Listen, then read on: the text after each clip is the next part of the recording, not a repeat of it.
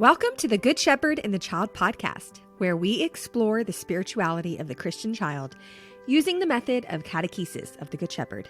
I am your host, Carrie Mecki Lozano. Happy Pentecost, friends. This past Sunday, we celebrated this beautiful feast of Pentecost, the birthday of our church, the beginning of the apostles going out and spreading the good news to all nations. We would like to use this opportunity of celebrating this feast to lift up one part of the gospel where the apostles are speaking in many languages in order to spread this good news. We hear in Acts chapter 2, and they were all filled with the Holy Spirit and began to speak in different tongues as the Spirit enabled them to proclaim. So how does this apply to us in Catechesis of the Good Shepherd and to us who work with children? Lourdes Santiago Vasquez joins us today to speak about how we can minister to the child of many languages. For all of our Spanish-speaking listeners, Lourdes has a few words of welcome for you.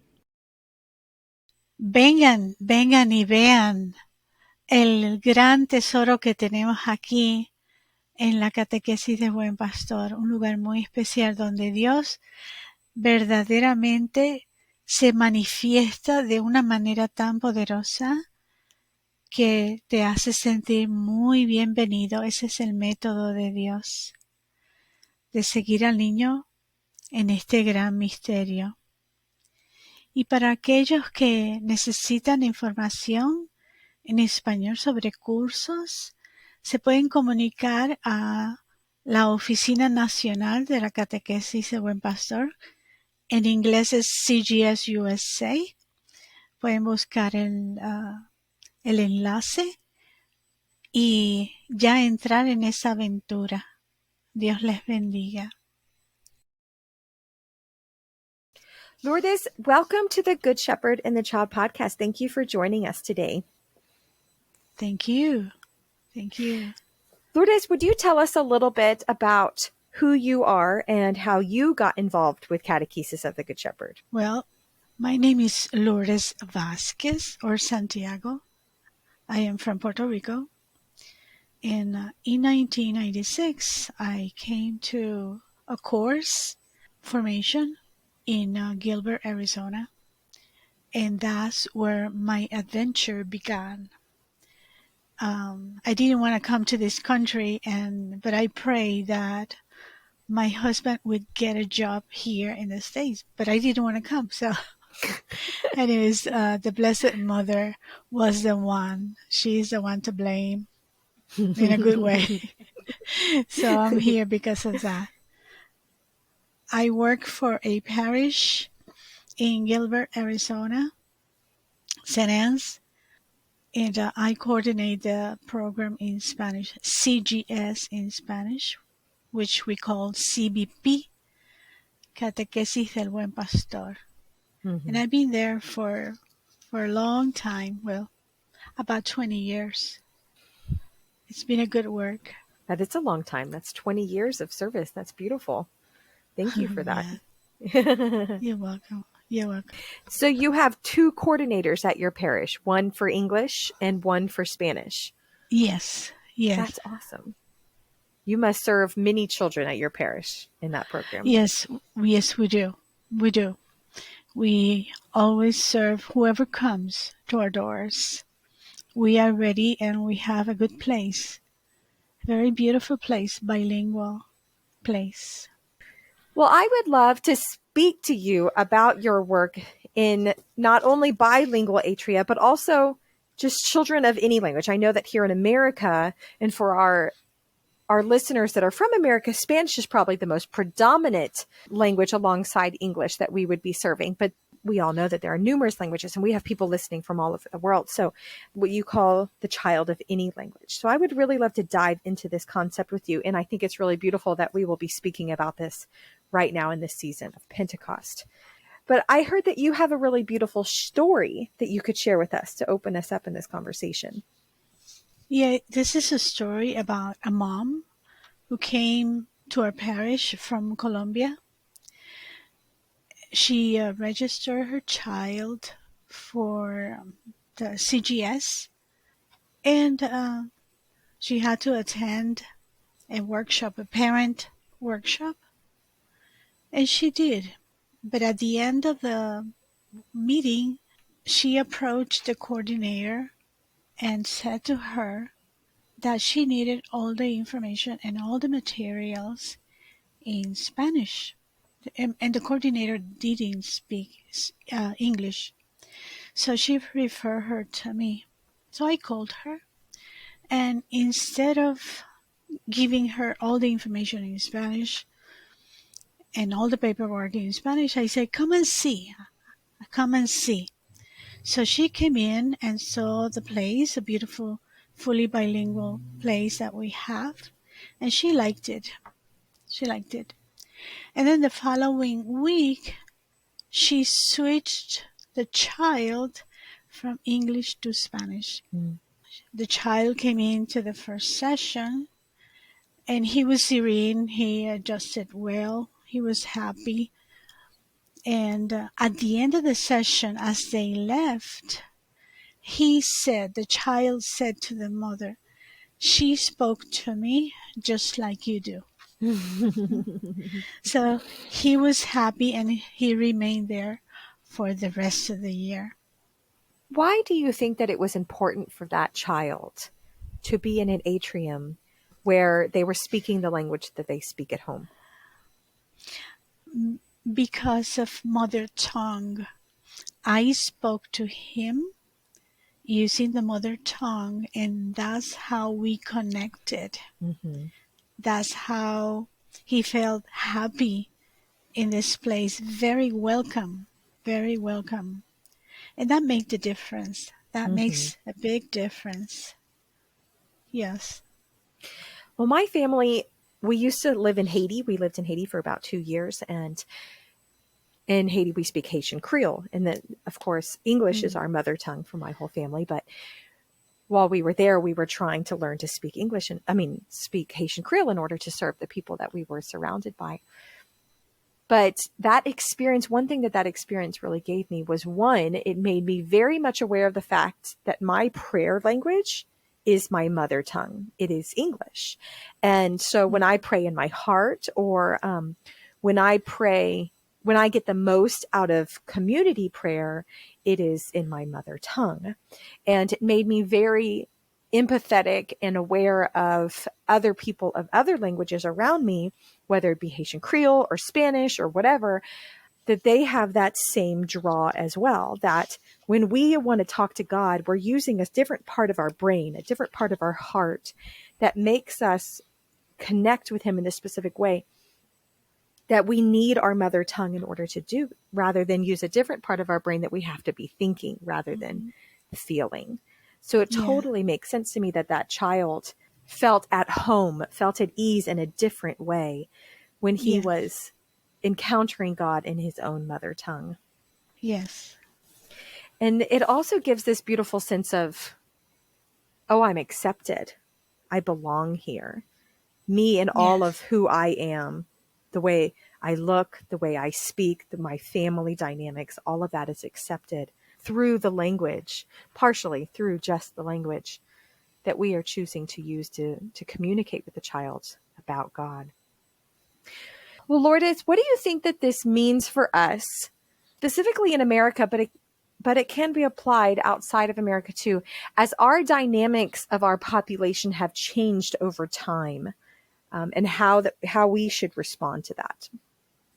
Well, I think it has to be about mother tongue, because that is important. The mother tongue is important for identity. And like you said, it gives them a sense of belonging.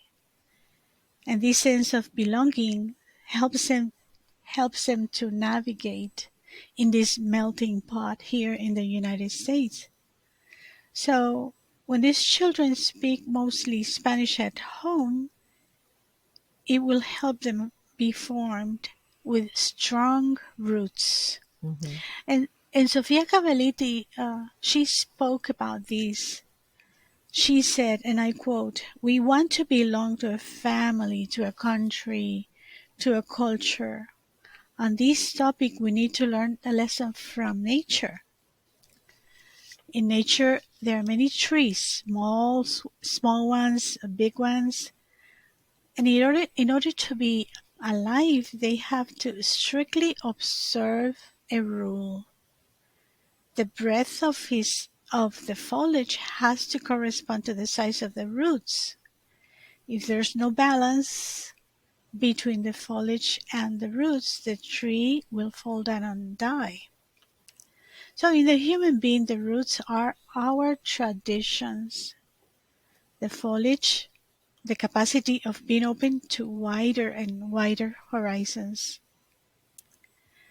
So only if we are firmly rooted in our tradition, we will be able to offer others our richness.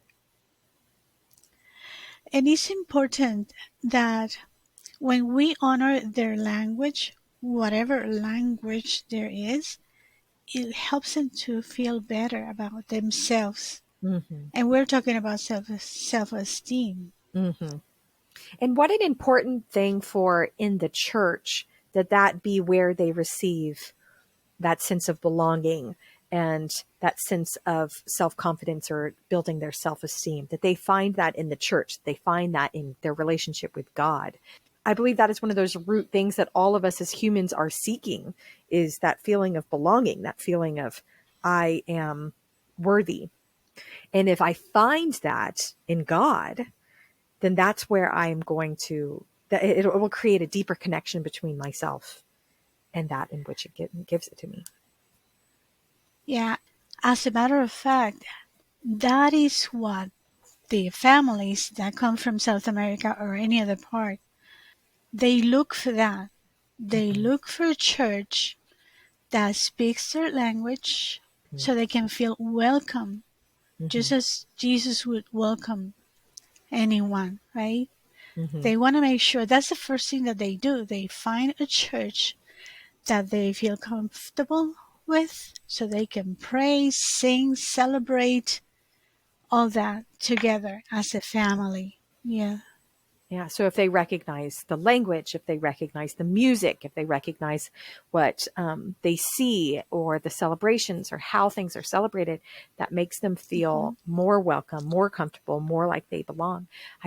And again, like my experience in Haiti, if my purpose of being in Haiti had been different, like our purpose was to go and be with the Haitian people that we were living with. So if we went to church with them, we went and spoke their language. But if my purpose had been different, like if I had gone to Haiti to go to live in Haiti, I would have sought out a church that made me feel like I was home again. I would have wanted to go to an English speaking church that was Yes. familiar to me, that reminded me of home, that reminded me of my roots, that made me feel like I belonged.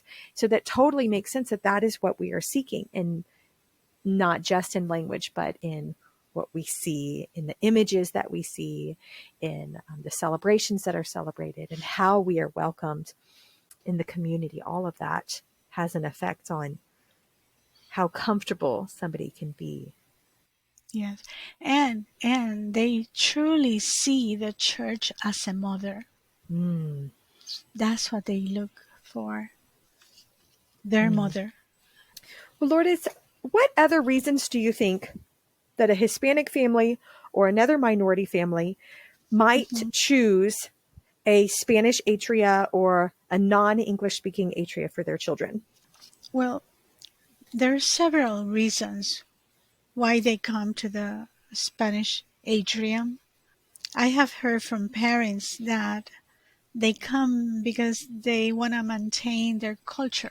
Mm, mm-hmm, They feel more comfortable at home having sessions in Spanish because they also feel connected. And that's important for them. mm-hmm, Families that have lived here for many years, that they bring their children, even though they speak Spanish, perfect Spanish or perfect English, sometimes it's part of the culture to think that religious education needs to be in the mother tongue. They also come because of the prayer language at home. If it's in Spanish, the children don't read Spanish, but they feel comfortable in this place that they can pray, sing, celebrate the main feast. It's the fact that they're welcome. When you're welcome, that means that people value the language. If they value, they respect the language. Mm-hmm. Therefore, you value and you respect your own self, Mm-hmm. the person itself. And that's important for religiosity. Mm-hmm. Yeah, if we claim that we are all one body of Christ, we need to make sure that we are making sure every body of Christ feels respected in whatever Amen. capacity that is. Yeah. And I feel like one of those self-checks could be, in what language do you naturally pray? And that might be the language in which would be the best atria for you. Because again, like, you'd have to use a different part of your brain to encounter God if you're having to use your non-mother tongue in order to encounter the parables, encounter prayer, encounter the signs and symbols in which we do in the atria and in the church. I had a parent one time. We had a Spanish atria, and I had a parent ask me if their English-speaking child could go into the Spanish atria because they were learning Spanish and they wanted to help foster that. And I remember having a discussion with the parent and asking them, well, is your child's natural language to pray English or Spanish? And they said English. I said, well, then that's probably the best atria for them, because the Spanish atrium is not for us to learn Spanish. The Spanish atrium is for us to encounter God, just like the English atrium is for us to encounter God. So it's interesting that dynamic as well. But another thing, Lourdes, that I've heard you speak about is that another reason is to foster the parents as the primary catechist. And is that if the parents' language, the primary language, or their mother tongue is Spanish or whatever language, and we as catechists, or we as a program in Catechesis Good Shepherd, if our job is to foster that or to help them as the first catechist for the children, it would make sense for us to use the same language that the primary catechist is using, the parent. Yes, and I'm thinking that if somebody speaks to you and that person says something to you in Chinese, Mm-hmm. you don't understand Mm-hmm. if you don't know Chinese, but if they speak to you in your language, that will go to your heart. Mm-hmm. That will make a difference. And the parents, we know that they are the main catechists, but they themselves want to learn more about God. When they come, even though they don't have a very active religious life at home, they bring the children because they want something. And I always say that it's a thirst for God. They're searching for God. Sometimes they know it, sometimes they don't know it, but they're looking for help, and they come to us. Mm-hmm. They come to us for that. I think we all have many experiences that we've had where children have come to the atria, but over the years that they are there, we've seen whole families encounter God through this method, or through the word, or through what the children encountered in the atrium and then what they brought home. So this beautiful way of encountering the parents as well as the children. Well, Lourdes, I know that ministering to children of all languages and families of all languages also has many challenges that come along with it. Could you speak into how we, both parents, grandparents, catechists, formation leaders, anybody who's involved with children in their life, how we can help children of any language? Well, I think it was John Paul II who said that we need to know more about this child, the child that I call with many languages.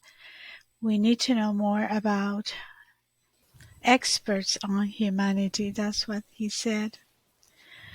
Well, one thing that Sofia said, and I always remember this, no matter what challenges come to us, is that we need to follow the child. Mm.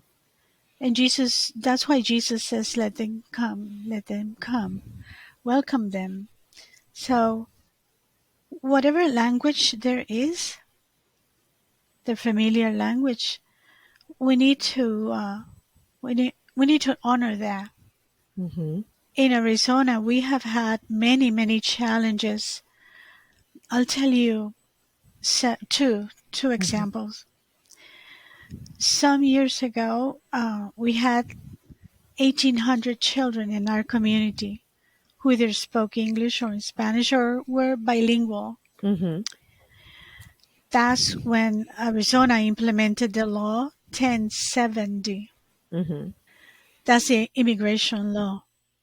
For those who don't know the law, that required that law enforcement officials check on the immigration status of a person that looks suspicious. So those who were undocumented, we're talking about undocumented. So many of these people were deported. It was very sad to see so many families flee the country because of that. Our numbers went down. But during those trial times, we had a workshop with parents in preparation for sacraments. Mm-hmm. And we were looking at the maxims, these moral exhortations that Jesus gives us. Mm-hmm. So one of the maxims say, forgive not 7 times, but 70 times 7. And the parents immediately, almost all of them, got upset to the point that they were demanding the church. What is the church doing? Mm-hmm. Somebody said, we don't see that the church is doing anything Mm-hmm. to help them. So there was a silence in the room. When that happens, what I do is I read the maxim again and give them some minutes to think about that, because that's the word of God that penetrates all kinds of hearts. Mm. In that moment, we are a prophet. We announce something directly from the Bible. So sooner or later, this will help them understand that we're here for them. We're here to support them and to announce the truth. So I hear that when we are ministering to people of all different languages, we are simultaneously ministering to people of different cultures with different backgrounds, but with different pains because of it. And so we have Yes. to be ready to encounter those as well. I think that it's really beautiful that your response to the pain that was in the room was the scripture. Just go right back to God's word, because that's the only thing, like the children have showed us over and over again. It's the what's most essential, and that's what can penetrate hearts is God's word himself. And I have to say that all this situation also affects the children. Yeah. Yeah. Another short story is that one day we were presenting the maxim, love your enemies. Mm-hmm. So when I read that, I saw that they were puzzled. Their faces were surprised. And then 2 children responded. They said, no, there's no way. We cannot love our enemies. So I wait to see other reactions. Mm-hmm. And then one of the children said, yes, we can. We can, because they're children of God. So that was the end of the discussion. That's beautiful. Yeah. That's really beautiful. I love that you waited for that. You just waited for the Holy Spirit to work in that moment. That's really beautiful. Mm-hmm. Lourdes, on a practical level, what are some things that we can do to make sure that we are serving children of any language and any culture?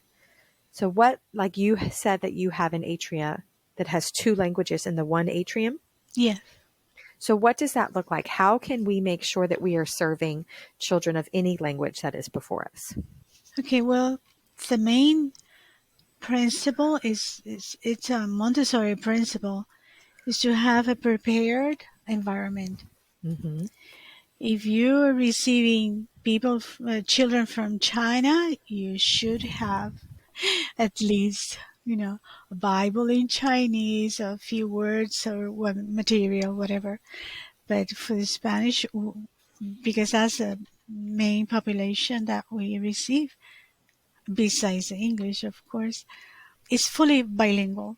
We Mm-hmm. have all the 3 levels have materials in English and in Spanish. So we follow the child. If they prefer to speak in English, that's fine with us. Mm-hmm. Or in Spanish, that's fine with us. Or read. Sometimes they read. Sometimes they speak the language, but they Mm-hmm. don't know how to read it. So it's difficult for them. So we try to help them whatever way, and they'll guide us. The children will guide us on what they need. And besides, we have the best teacher, which is the Holy Spirit. Mm-hmm. So Mm-hmm. he will help us to help them Mm-hmm. feel good about themselves. And you know, if you were to ask what is the main purpose of the atrium, I would say to fall in love with God. Mm-hmm. With love and education preparation, we can do that. Yes. Yeah. Amen. Amen. Amen. I think something that we can all try and be aware of is the population in our whole parish. If the population in our whole parish is not only English speaking, Mm-hmm. then to strive to make our atria reflect the whole parish. It kind of makes me think of that Eucharistic presence, how we make our figures represent our whole parish. Because if I am a Spanish speaking mom or a Polish speaking mom or whatever, and I see that everything in the atria or everything in the paperwork is English, I'm not going to feel comfortable. I might not even come and sign my child up. So you might not even know that Mm-hmm. I have this child that I might potentially be interested in for you to adapt your materials to, because here on the front lines, it's only Yeah. English, and that makes me uncomfortable. So to be aware of the population of our whole parish and to try and figure out how our population of our atria, is it reflecting that? And if it's not, what can we do to make everybody feel more comfortable that maybe they would want to bring their children to our atria? Our atria will then reflect what our parish population is. One important element of these, just to avoid that kind of situation where they don't feel welcome because they don't Mm-hmm. see the language, is at the time of registration. That's one question to ask. Which language you are familiar with, or the children are familiar with, or what language they speak, and then work from there. Because one main thing is to know the parents and know the child before he comes in. Mm-hmm. I think another natural flow that would happen is if you have more Spanish speaking catechists. I think you will Mm-hmm. naturally get more Spanish speaking children. And of course, that is applied to any language, not just Spanish. So in order to have Spanish speaking catechists, you might need to have Spanish speaking formation in order to form Spanish speaking catechists.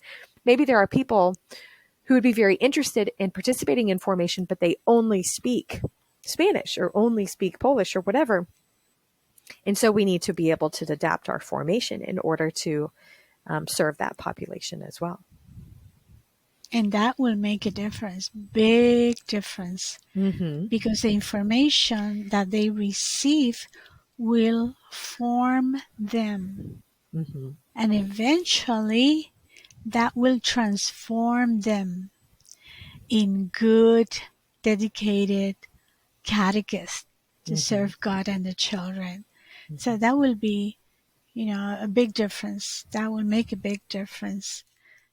And I think just like what you were saying before about how the parents and how the primary language in which they pray at home and being the primary catechist for their kids, and I think all of us who have been through formation can attest to the fact that going through formation did not just make me a catechist. It made me a better primary catechist for my own children or for the children in my life.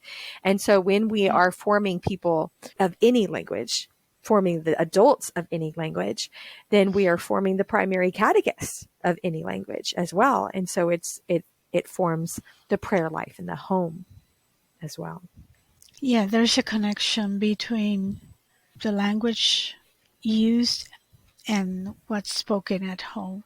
Mm-hmm. Anything that we do in the atrium cannot stay in the atrium. Mm-hmm. It has to go home.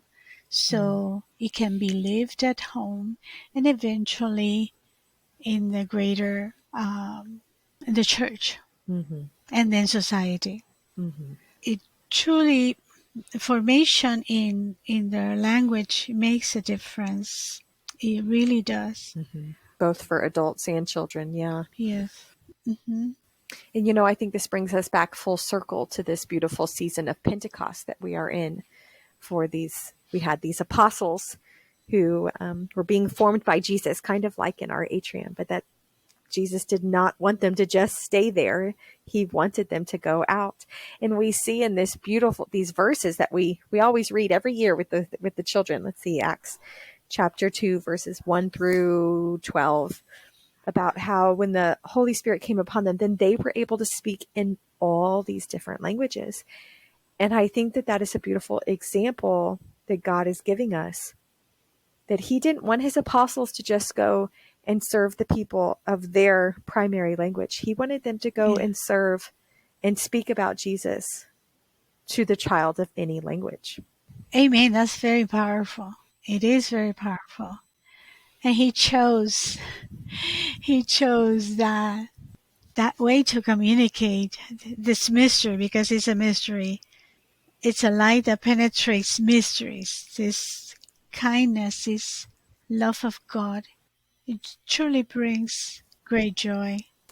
Well, Lourdes, thank you so much for sharing your wisdom about the child of any language with us. I really appreciate your humble heart and your humble service these past 20 years, and then now coming on the podcast and sharing it with us. Thank you, and thank God for this mission, our mission that we share together. Thank you so much. Thank you all for listening to this week's episode of the Good Shepherd and the Child podcast. In 2016, CGS USA held a servant song retreat regarding the child of many languages. And during this retreat, we looked at how the 7 gifts of the Holy Spirit could help us welcome and serve these children, their families, and our communities. We invite all of our listeners to join us for a Zoom version of this retreat that will be held on July 23rd and 24th. The event will be translated into Spanish and English, and you can find more about this retreat on our website, and I will also put a link in our show notes for you. We invite everybody to help us spread the word about this Zoom event.